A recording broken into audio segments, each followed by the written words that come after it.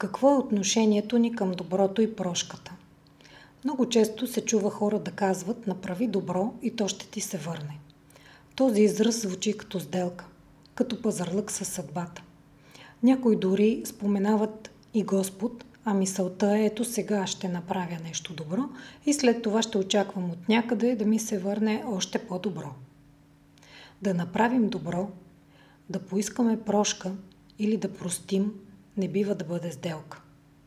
Тук не говоря за онези ситуации, в които се разбираме с конкретен човек за нещо определено. В такива ситуации, разбира се, е добре всяка от страните да каже какво очаква, какво мисли да даде, какво иска да получи. Това е друго. Тук става въпрос за доброто и прошката.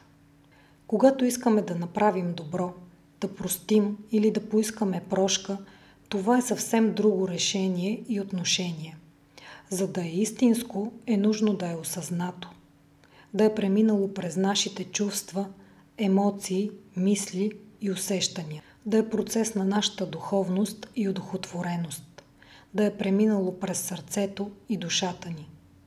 Сещам се за една мъдрост от старите родове: направи добро и го хвърли зад себе си.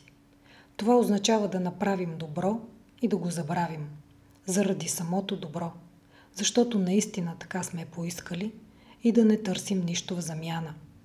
Да направим добро, да простим или да поискаме прошка, не за да очакваме каквото и да било от другия, а само и единствено, ако искрено сме го преживяли. Ние прощаваме или искаме прошка за неща, които не измерваме с пари. За тях са нанесени емоционални вреди. Те не могат да бъдат материално компенсирани. Преминали са през нашите емоции и чувства. За тях сме дали част от душите си.